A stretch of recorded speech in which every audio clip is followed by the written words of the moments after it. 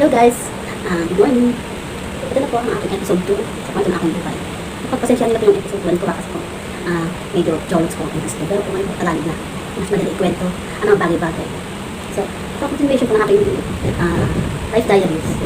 Kasi yung ako po teenager, hindi ko talaga na-enjoy ang aking buhay sa pag-teenager. Gaya ng iba po na nakagala after po ng school nila na tumarampa sa mga kaibigan. Ako po hindi po ganun. Kasi pag auto po sa trabaho, ay sa school, wala doon na po ako.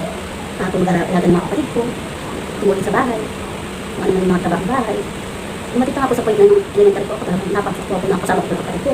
Huwag lang po talaga ako matsin, kasi wala akong pabantay. Totoo lang po. Matagal po talaga ako naging bunso. Siguro 7 years, 8 years. Pero gusto ko talagang magkaroon ng kapatid. Kasi po lalakad po yung kuya ko. Wala akong kapatid na babae.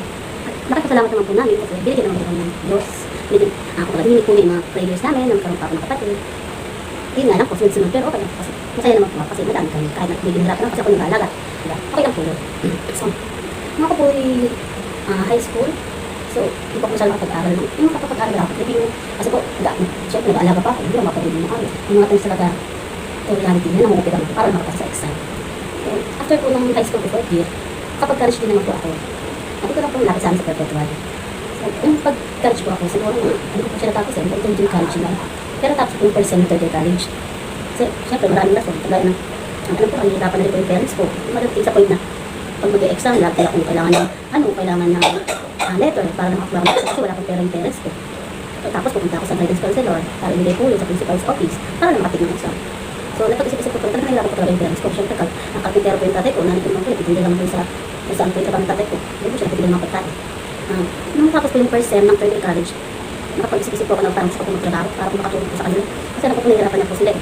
Kaya dumating po sa point na isang umaga, nag-isip po ako ng hindi po alam yun ng parents ko na umalis ako.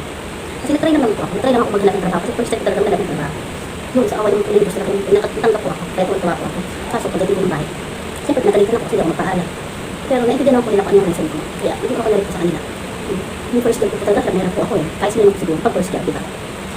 Talagang maraming bumili. Siyempre, napakatahimik po kasi yung tao. Kaya hindi po talaga ako ganun kahandal dati. Kasi tao-bahay lang ako, wala akong siyang kaibigan yun.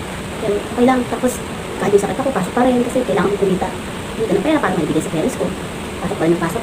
Tapos dumating po sa point na kailangan po namin lumipat ng bahay. Kasi kung tinitira po namin ng bahay noong time na yun, kumbaga hati-hatiin na po para sa magkakapatid. Saan po may-ari ba? So, talaga na po kami ng bahay. Tapos nakapaghanap po kami ng bahay, sa hanap naman po kami. At napakagandang masita po kasi yung mahirap po ngayon ay hawak na pag-ibig. So, talaga inasikas po. Kasi syempre, magtrabaho na ako. Nahulugan yung pag-ibig ko, mag-SS, mag-ibig, mag-health. So, talaga nakakot po talaga siya kahit malayo po sa kanya. Kasi na pa po yun. Nakakot po siya kahit dalawa po yan pagpasok. So, yung asikaso ko naman po siya, nag-ibig lahat ng requirements. Ito yung side parents, pag nakalipat po kami nagkataon. Kaya alam po ba, yung bahay na po yun sa misteryoso, kung bakit. Pero ramdam ko din naman. Kasi bago kami tiwala doon, bago ako pumasok sa trabaho, nililinis ko po ang bahay. Kasi yung tayo tututin po ako. So, pag-isip ko, makanapunta po ako para maglinis. So, yung mga nararamdaman ko, kaya dahil wala alam mo, malaram ka kami sa liling bahay. Maganda naman po siya malaki. Malaki space sa labas, sariling gate. Bungalow style po siya. Kaya, sabi po doon mga katragang kapitbahay namin. Tangatak na nga daw po ako nung may-aring bahay na yun kasi wala daw po natagal doon. Tapos bawat may namamatay. Sabi lang, hindi daw po ako maniwala. Kasi gusto mo namin makalipat na. Kaya, lipat po doon. Tapos po, wala po mga kababalagan din na nangyari doon. Tapos, yung dati po mga may-ari ng mga anak niya.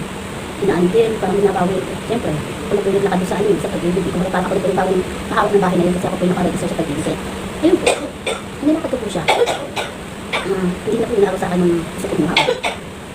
Tapos, iba kaya po na yun po. Ang hirap kwento. Kasi sobrang dami ng kababalagan doon. At dumating sa point na, may saya. Pero maraming lungkot. Kaya na pag naulan po doon, yung hindi masyadong malakas o hindi. Kasi talaga napakakot sa loob ng bahay.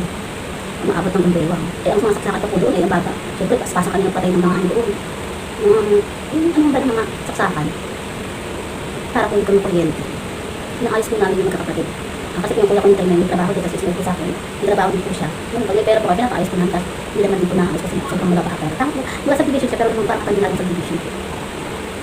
Tapos po, may mga times din po nagpag-isip kami. Pero hindi po yung nararamdaman ko sa bahay lang. Parang masyado ba po misteryoso. Which is, totoo naman po talaga. Mga dinagad man na lang po namin. Kaya po, nagit maganda po kami ng mga taon.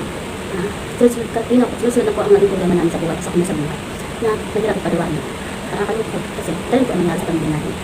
So, kung baka sa susunod na lang po ulit na dito ko ipapaliwanag ko ano po yung mga sakuna na pighati na nangyari sa aming bahay, ang irahan. Kasi alam niyo po, kalulutan po nito. Kung hindi po kaya ng load po, ano po, at naman napakabang dito. Sana po, bibigyan niyo po ang mga sitwasyon. Next time na lang po ulit sa Susunod na Vlog. Maraming salamat po sa mga nag-views at mag-like at mag-subscribe na rin po. Thank you very much.